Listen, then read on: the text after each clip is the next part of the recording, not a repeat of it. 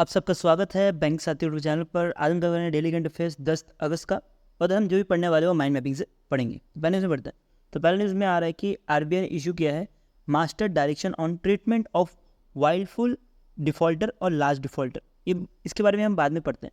तो ये किसके लिए किया गया? जो भी बैंक्स और एनबीएफसी है उनके लिए। और ये करने का सबसे बड़ा कारण है एनपीए। एनपीए मतलब नॉन परफॉर्मिंग एसेट को चेक करने के लिए ये जो है स्टेप उठाए गए बाय आरबीआई। और ये एनपीए भी वही अकाउंट्स को किया जाएगा जिसका भी अमाउंट 25 लाख से ज़्यादा होने वाला है। अब इसके बारे में पढ़ते क्या है ये विलफुल डिफ़ॉल्टर और जो लार्ज डिफ़ॉल्टर है। ये कोई भी बोरोवर अगर वो डिफ़ॉल्ट कर देता है इन द फॉर्म, अगर वो पेमेंट नहीं कर पाता, जो भी वो लोन लेता है या कोई भी चीज़ बैंक से अगर वो पैसे लेता है और कोई भी दूसरे फॉर्म में भी, तो उस केस में अगर वो रीपेमेंट नहीं कर पाता तो उस केस में उसको बोला जाता है विलफुल डिफ़ॉल्टर। और विलफुल डिफ़ॉल्टर होने का सबसे इम्पॉर्टेंट जो पॉइंट है वो है कि उसका जो अमाउंट होना पड़ेगा, आउटस्टैंडिंग अमाउंट होना पड़ेगा, वो 25 लाख या उससे ज़्यादा होना पड़ेगा। लेकिन अगर हम देखेंगे लार्ज डिफ़ॉल्टर में, तो आपको मिल जाएगी लार्ज डिफ़ॉल्टर होने के लिए जो भी बोरोवर है उसका आउटस्टैंडिंग अमाउंट जो है वो होनी पड़ेगी 1 करोड़ और इस या तो उससे ज़्यादा की। तो आपको ये दोनों के बीच में डिफरेंस बहुत अच्छे से पता होना चाहिए। अब ये जो मास्टर डायरेक्शन है ये अभी इफेक्ट नहीं हुआ है, मतलब ये चालू नहीं हुआ है। ये चालू होगा after 90 day from the date of publication. जब पब्लिकेशन होगी इसकी उसके बाद 90 दिन के बाद जो है ये चालू होगा। ठीक है, अभी इसकी पब्लिकेशन हुई नहीं है। तो अब मैंने ऐसे आपको बताया कि इसमें एप्लीकेबल है बैंक और एनबीएफसी के ऊपर। तो हम ये चीज़ देख लेते हैं कि कौन कौन से बैंक और एनबीएफसी जो है इसमें इसके अंदर आते हैं। तो आपको मिलेगा कि इसमें बैंक और एनबीएफसी के साथ कुछ जो एक्सियम बैंक है वो इसके अंडर आता है, नाबार्ड आता है और एसिड रिकन्स्ट्रक्शन कंपनीज आती है, और उसके साथ क्रेडिट इंफॉर्मेशन कंपनीज भी आती है। जो सिविल विल होते हैं तो वो सारे कंपनीज भी इसके अंतर्गत लाया गया under the RBI master direction on the treatment of wilful defaulter and large defaulter के अंतर्गत। अब हम इसके बारे में थोड़ा डिटेल में पढ़ते हैं एक एक चीज़ को। तो इसका क्या प्रोसीजर होने वाला है, कैसे रिपोर्टिंग होगी और क्या क्या कॉन्सिक्वेंसेस हो गए विलफुल डिफॉल्टर का, वो हम इस वाले सेट से पढ़ने वाले हैं। तो इसमें बोला गया कि एज पर द आरबीआई, अब पहले हम प्रोसीजर पढ़ते हैं। तो एज पर द आरबीआई जो एविडेंस ऑफ विलफुल डिफॉल्टर है ये चेक किया जाएगा बाय आइडेंटिफिकेशन कमेटी। एक कमेटी होगी आइडेंटिफिकेशन कमेटी करके, तो वो एग्जामिन करेगा इसको। अगर कमेटी फाइंड करती है कि बोरोवर जो है विलफुल डिफॉल्टर है तो उस केस में उन जो डिफॉल्टर है, जो बोरोवर है, उसको जो है 100 नोटिस भेजा जाएगा और उस नोटिस का जवाब जो है बोरोवर को 21 दिन के अंदर ही देना पड़ेगा। इसके बाद एक और चीज़ इंपॉर्टेंट है, इन केस जो बोरोवर है वो डिफ़ॉल्ट कर दे इन टर्म्स ऑफ लोन में अगर विलफुली डिफ़ॉल्ट कर दे तो उस केस में बैंक को जो है एक कंप्लीट प्रोसेस बनाना पड़ेगा जिसमें कैटेगराइज किया जाएगा बोरोवर को एज अ विलफुल डिफ़ॉल्टर। और ये जो है with in 6 month of the account जब एनपीए हो जाता है उसके बाद ही करना अनिवार्य होगा बैंक को अब से। ठीक है, तो अब ये क्या करेगा कि ये बैंक क्या करेगा, ये रिपोर्ट करेगा। किसको रिपोर्ट करेगा? क्रेडिट इंफॉर्मेशन कंपनीज को ये रिपोर्ट किया जाएगा। जो भी ये विलफुल बोरोवर्स है, जो विलफुल डिफ़ॉल्टर्स हैं, उनके बारे में जो डेटा दिया जाएगा वो जाएगा क्रेडिट इंफॉर्मेशन कंपनीज को।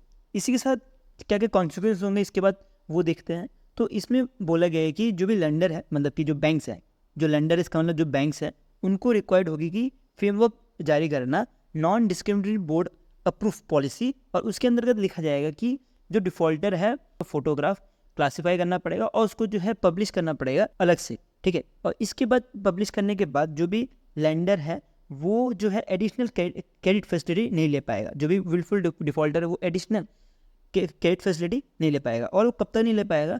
1 साल तक नहीं ले पाएगा। इसमें एक और रूल ऐड किया गया जिसमें 1 साल तक नहीं ले पाएगा। जब भी कभी अगर उसका नाम आ गया list of default wilful defaulter के अंतर्गत, जो भी बैंक्स हैं उन्होंने अगर डाल दिया, तो उसके बाद 1 साल तक वो जो भी बोरोवर होगा वो एडिशनल क्रेडिट फैसिलिटी नहीं ले पाएगा। ऐसा कुछ आरबीआई का कहना है। और ये जो है कॉन्सिक्वेंसेस बहुत भारी पड़ेंगे जो बड़े बड़े कंपनीज होते हैं उनको, क्योंकि ये मोस्टली जो 25 लाख या तो 1 करोड़ जो निकाले गए हैं ये बड़े बड़े कॉर्पोरेट्स के लिए ही जो निकाले गए हैं। ठीक है, तो ये बहुत इंपॉर्टेंट जो है करंट अफेयर्स है एग्जाम पॉइंट ऑफ व्यू से। और हमें इसको थोड़ा ज़्यादा डिटेल में पढ़ना है क्योंकि एक तो आरबीआई की तरफ से आ रहा है और ऊपर से जो एग्जामिनर है वो मोस्टली जो बैंक के कोर्सेज होते हैं वो ज़्यादा डीप में पूछता है, तो इसीलिए हम भी इसको डीप में पढ़ेंगे। ठीक है, नेक्स्ट चलते हैं। नेक्स्ट आ रहा है इंडियन एयरफोर्स की तरफ से। जैसे डिफेंस का न्यूज़ है तो डिफेंस के न्यूज़ में ज़्यादा डीप में क्वेश्चन आता नहीं है, और अगर क्वेश्चन आता भी है तो इतना डीप में आता है कि तब आप उसका सोच भी नहीं सकते कि कैसे आंसर करना है। तो इससे बेटर है आप डिफेंस की न्यूज़ इतना ही पढ़ो जितना मैं बता रहा हूँ। तो इस पर बताया जा रहा है कि इंडियन एयरफोर्स ने ग्रांट किया लाइसेंस किस किस को? डीआरडीओ को और भारत डायनेमिक लिमिटेड को। तो ये दोनों को लाइसेंस दिए हैं कि ये जो है प्रोडक्शन कर सकते हैं कुछ 200 Astra mark 1 air to air missile. Air to air missile का मतलब क्या हुआ, मान लीजिए ये कुछ फाइटर जेट है, ठीक है, तो ये फाइटर जेट जो है दूसरे फाइटर जेट को अटैक करेगा, मतलब एयर से ही एयर में अटैक करेगा, तो इस केस को बोला जाता है एयर टू एयर मिसाइल। अब मान लीजिए ये फाइटर जेट है वही, और अगर ये फाइटर जेट अगर फायर करता है कोई लैंड में, ठीक है, तो उस केस में बोला जाता है एयर टू सरफेस मिसाइल। तो आपको समझ आ गया होगा कि क्यों इसको एयर टू एयर मिसाइल बोला जा रहा है। तो इसके बारे में पढ़ते हैं, क्या है ये अस्त्रा MK1 मिसाइल। तो इसके बारे में पढ़ेंगे तो आपको मिलेगा ये एक तो बियॉन्ड वर्चुअल रेंज वाला इंडिया डेवलप्ड मिसाइल है, और अगर इसका हम रेंज की बात करें तो ये कुछ 80 से 110 किलोमीटर इसकी रेंज है। अभी इसको बढ़ा के 130 किलोमीटर करने की बात चल रही है, और इन फ्यूचर इसको 300 किलोमीटर तक लेके जाने की बात भी चल रही है, लेकिन आपको अभी के लिए इसको 110 किलोमीटर याद रखना है, 110 किलोमीटर तक अभी लिमिट है। अब इसकी मैक्स स्पीड की बात करें तो इसका स्पीड जो है मार्च 4.5 है। जैसे कि रोड में अगर कोई कार चलती है तो उसके लिए किलोमीटर में नापा जाता है, वैसे कभी अगर फाइटर प्लेन अगर हवा में चल रही है तो उसके लिए मार्च में नापा जाता है। तो अब समझते हैं कि ये दोनों ऑर्गेनाइजेशन में क्या क्या काम रहने वाला है। अब अगर देखोगे तो जो DRDO है इसका काम था कि डेवलप करना अस्त्रा MK1 मिसाइल को, लेकिन इसका जो मैन्युफैक्चरिंग है वो करेगा BDL। इसका मैन्युफैक्चर करने का काम BDL का है, लेकिन डेवलप करने का काम DRDO का था। आपको ये चीज़ बहुत अच्छे से ध्यान देनी है। तो ये हो गया हमारा माइंड मैपिंग वाला कंटेंट। अब पढ़ते हैं जो टेबलर कंटेंट है वो सब एक साथ। तो इसमें आ रहा है कि दीनदयाल योजना नेशनल रूरल लिवलीहुड मिशन ने पार्टनर किया है लीप डिज़ाइन के साथ, और ये दोनों जो लॉन्च कर रहे हैं millionaire designer billionaire dreams initiative. तो इस इनिशिएटिव के अंतर्गत ये बोला गया है कि जो भी इंडिया के इंडिविजुअल्स हैं वो एम्पावर होंगे कि वो कैसे टैकल कर सकते हैं जो भी कॉम्प्लेक्स सोशल चैलेंजेस हैं उनको। तो इसी के लिए जो है इसको लॉन्च किया गया। ये छोटा सा न्यूज़ है, उसको ज़्यादा डीप में पढ़ने की ज़रूरत भी नहीं है हमें। नेक्स्ट चलते हैं, ये एक्सरसाइज है जो कि डिफेंस का न्यूज़ है, जिसके अंतर्गत आ रहा है कि तरंग शक्ति 2024। ये एक तरह का लार्जेस्ट मल्टीनेशनल एयर एक्सरसाइज है, मतलब कि इंडियन एयरफोर्स का ये एक्सरसाइज होने वाला है, जिसमें कुछ 30 कंट्री जो है अलग अलग जगह से आती है, और ये फिर बाद में ये एक्सरसाइज होता है। तो ये जो है किया जाता है between USA, Germany, France, India, Australia और बहुत सारी कंट्रीज़ हैं। हमें इतना याद नहीं रखना, मेन कंट्रीज जो है मैंने आपको यहाँ पे लिख दिया है। ये ऐसा पहली बार हो रहा है कि ये इंडिया के सॉइल में ये होने जा रहा है आफ्टर 61 ईयर्स के बाद ये एक्सरसाइज। तो ये बहुत ज़्यादा इंपॉर्टेंट हो जाता है इसकी लोकेशंस। तो ये इसकी 2 लोकेशंस में ये एक्सरसाइज होने वाले हैं। एक लोकेशन जिसमें फेज़ 1 होगा, इसमें होगा तमिलनाडु में, और जो फेज़ 2 होगा वो होगा जोधपुर, राजस्थान में।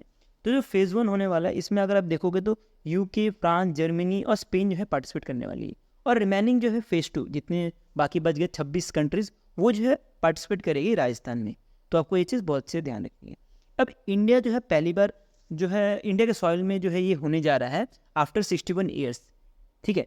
तो इसके साथ ही जर्मनी जो है पहला जर्मनी का एयरफोर्स जो है पहला बना है जो कि इंडिया में आ रहा है ये एक्सरसाइज के लिए, ठीक है। ये ऐसा नहीं कि जर्मनी पहले भी ज्वाइन कर चुका है ये एक्सरसाइज, लेकिन इंडिया में पहली बार आ रहा है ये एक्सरसाइज ज्वाइन करने के लिए, तो भी ये एग्जाम पॉइंट से इंपॉर्टेंट बन जाता है ये वाला पॉइंट भी, सेकंड पॉइंट भी।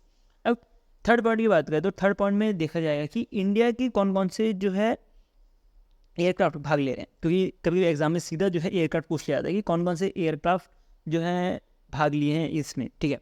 तो वो आपको पता होना चाहिए। तो इसमें आपको कौन कौन से एयरक्राफ्ट मिलेंगे, तो आपको इसमें मिलेंगे सुखोई 30, फिर तेजस एयरक्राफ्ट, फिर मिलेगा आपको मिराज, उसके बाद मिग 29K जो कि इंडियन नेवी का जो फाइटर जेट है, उसके बाद मिलेगा IL-78 और C-130J ग्लोब मास्टर जो कि एक तरह का ट्रांसपोर्ट एयरक्राफ्ट है। तो ये सारे एयरक्राफ्ट जो है पार्ट लेने वाले हैं अंडर दिस एक्सरसाइज। अगर ये आपको थर्ड पॉइंट याद होता है तब ठीक है, अगर नहीं भी हो पाता तो कोई बात नहीं, क्योंकि मोस्टली जो क्वेश्चन बनते हैं वो INS से बनते हैं, ठीक है।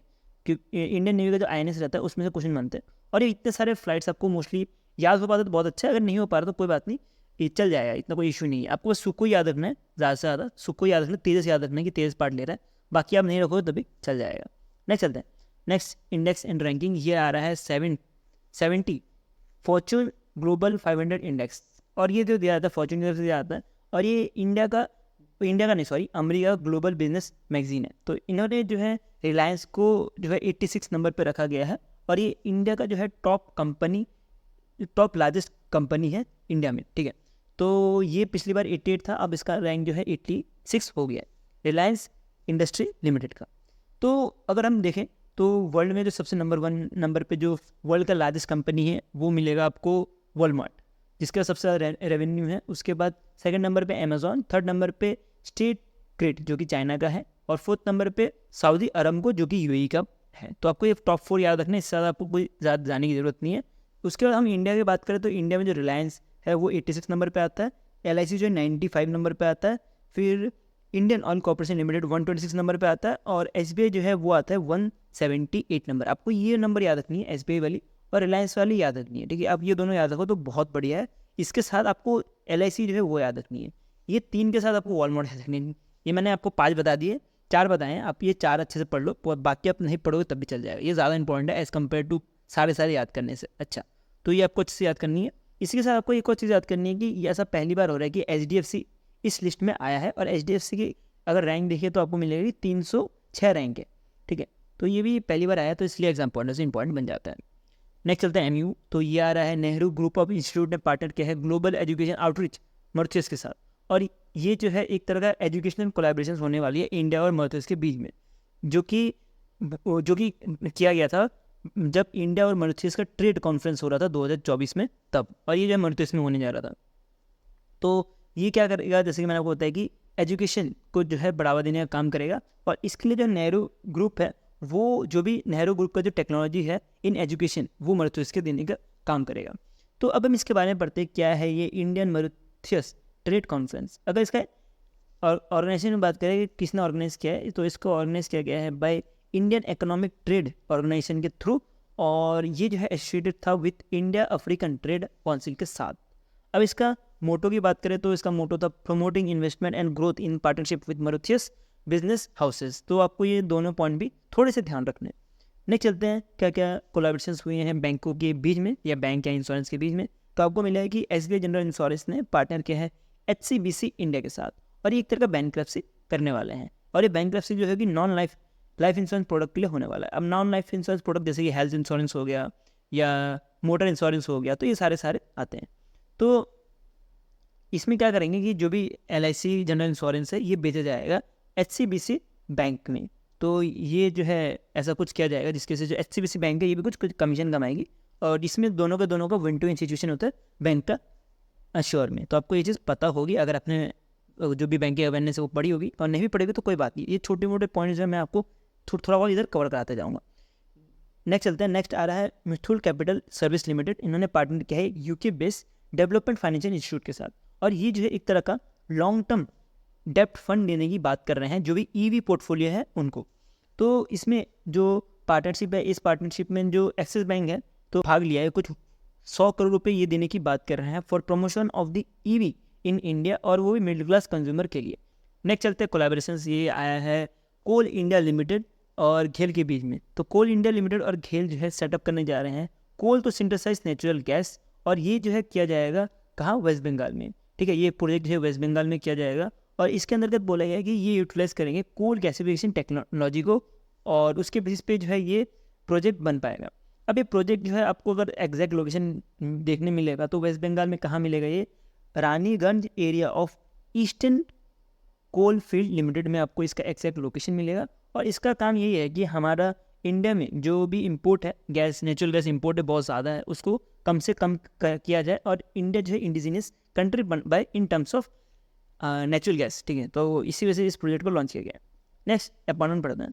तो अपॉइंटमेंट पढ़ेंगे तो आपको मिलेगा कि महमूद यूनुस को as a chief advisory of Bangladesh के बनाया गया, और ये इंटरमीडिएट गवर्नमेंट के लिए बनाया गया। इंटरमीडिएट गवर्नमेंट मतलब क्या, टेम्प्रेरी गवर्नमेंट। तो अभी आपको बांग्लादेश का सिचुएशन पता ही होगा कि क्या चल रहा है, कि शेख हसीना जी जो है वो रिज़ाइन कर ली है, और जो वायलेशन हो रहा है जिसकी वजह से वो अपनी कंट्री से भी भाग गई है। तो जिसकी वजह से जो है इनको एज अ इंटरमीडिएट एडवाइजरी के तौर पे रखा गया है। तो आपको बहुत ज़्यादा इंपॉर्टेंट है, आपको ये ध्यान रखना है। और ये जो है एक तरह के बांग्लादेश की बैंकर थी, और इनको नोबेल प्राइज़ में मिला हुआ था पिछली बार। तो आपको ये थोड़ी बहुत चीज़ें ध्यान रखनी है, अगर ध्यान रख पाते तो बहुत बढ़िया, ठीक है। ये छोटी मोटी चीज़ें हैं, जो इंपॉर्टेंट चीज़ें मैंने आपको वही रखा है स्लाइड में, बाकी जो भी कचरा है वो मैंने निकाल दिया, ठीक है। जो इंपॉर्टेंट नहीं है एग्जाम पॉइंट से सारा निकाल दिया। नेक्स्ट चलते हैं। नेक्स्ट स्पेस की तरफ से आ रहा है। तो ये एक सेटेलाइट जो है लॉन्च किया गया है चाइना की तरफ से, सिंगाई स्पेस कॉम सेटेलाइट टेक्नोलॉजी ने इसको लॉन्च किया है, और ये जो है फर्स्ट बैच ऑफ 18 सेटेलाइट है जो कि लो अर्थ ऑर्बिट कम्युनिकेशन सेटेलाइट में जाने वाला है। तो ये सेटेलाइट जो है ये मैंने आपको पहले ही बता दिया कि लेस इंपॉर्टेंट है, आप पढ़ सकते हो, ठीक है। इंपॉर्टेंट है लेकिन लेस इंपॉर्टेंट है। आपको अगर पढ़ पा रहे तो बहुत सही है, याद हो पा रहे तो बहुत सही है, और अगर नहीं भी हो पा रहा तो इतना कोई इशू नहीं है कि एग्जाम में पूछने के चांसेस बहुत कम बनते हैं, ठीक है। पूछा जा सकता है, लेकिन मैं ये नहीं बोल रहा कि नहीं जा सकता, लेकिन चांसेस कम है, ठीक है। नेक्स्ट चलते हैं। नेक्स्ट क्या बुक्स आ रहे हैं वो एक साथ पढ़ते हैं। तो कॉल ऑफ द गिर, ये एक तरह का बुक जो है लिखा गया है, ये एक तरह कॉफ़ी टेबल बुक है और इसको जो है लिखा गया है बाय नाथ वनी जी। तो नाथ वनी जो है एक तरह के एमपी है राज्यसभा के, और ये जो है आंध्र प्रदेश से बिलोंग करते हैं, ठीक है। तो ये इनकी जो बुक लिखी गई है वो लिखी गई है जो गिर का नेशनल पार्क है उसके ऊपर, और उस नेशनल पार्क में जो एशियाटिक लायन है उनके ऊपर, ठीक है। तो ये बुक कहाँ किस लिए लिखी हुई है पॉइंट है आपके लिए। और ये जो है सेकंड बुक है इनकी, जो नाथ वनी है इनकी, ये जो सेकंड कॉफ़ी टेबल बुक है। इससे पहले जो है फर्स्ट वाली आई थी हमारे एग्जाम पॉइंट ऑफ पढ़नी है, तो मैंने इसको रखी भी नहीं है। तो ये जो है बुक जो है डेडिकेट किया गया है for prime minister Narendra Modi ji का जो भी विज़न है प्रोजेक्ट लायन @2047 का, तो उसी के लिए ये जो है लॉन्च किया गया है। इवन जो है इसका फर्स्ट कॉपी जो है प्राइम मिनिस्टर नरेंद्र मोदी जी को दिया गया था। तो आपको सारे पॉइंट्स याद रखने हैं। नेक्स्ट लोन के बारे में बात करें तो ये जो है लोन 3 जो है ऑर्गेनाइजेशन के बीच में साइन हुआ है, वो मिलेगा आपको ADB मतलब कि Asian development bank, industrial financial corporation, और एक जर्मनी का ये एक बैंक है। तो ये टोटल जो है कुछ 275 मिलियन USD मतलब कि $, जो है देने की बात करते हैं। उसमें से जो इंटरनेशनल फाइनेंस कॉर्पोरेशन है जो कि वर्ल्ड बैंक का ही एक पार्ट है, वो कुछ 125 मिलियन देने की बात की है, और जो ADB है जो कि एशियन डेवलपमेंट बैंक है वो कुछ 100 बिलियन देने की बात की है, और जो जर्मनी की जो कंपनी है या जो बैंक है वो देने की बात की है कि 50 मिलियन तक।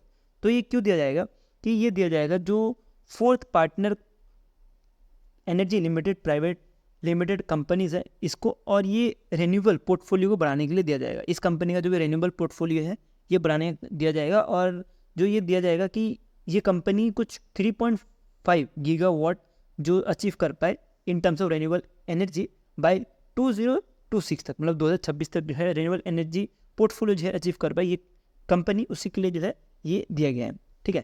तो ये एक प्राइवेट कंपनी है, तो आपको ये चीज़ थोड़ी ध्यान रखनी है कि ये प्राइवेट कंपनी और गवर्नमेंट की कंपनी नहीं है। तो ये हो गया हमारे डेली करंट अफेयर्स 10 अगस्त का। मेरा ओनली मोटिव आपको यही है कि शॉर्ट और क्रिस्प में आपको बता पाऊँ, बिकॉज आपको अगर मैं बड़ा बता भी दूँ 1-1 घंटे का वीडियो बना के, तो आपको वो चीज़ कुछ ज़्यादा हेल्प नहीं करेगा रीजन पॉइंट ऑफ व्यू से, क्योंकि आपको लास्ट में जाकर रिविजन नहीं करना है जिसके बेसिस में आपका एग्जाम निकलेगा। तो हमें इसलिए शॉर्ट और क्रिस्प से पढ़ना है जिसके से एग्जाम में जो है हम ज़्यादा से ज़्यादा रिवाइज कर पाएँ। सो अगर आपको इसका PDF चाहिए तो आप इस टेलीग्राम ग्रुप से डाउनलोड कर सकते हो, और अगर आपको और भी कोई वीडियो देखना है तो आप इस वाले वीडियो में क्लिक कर सकते हो। इसके बाद मैं यही मिलूंगा। अभी हम इतने रखते हैं। Thank you for watch this video.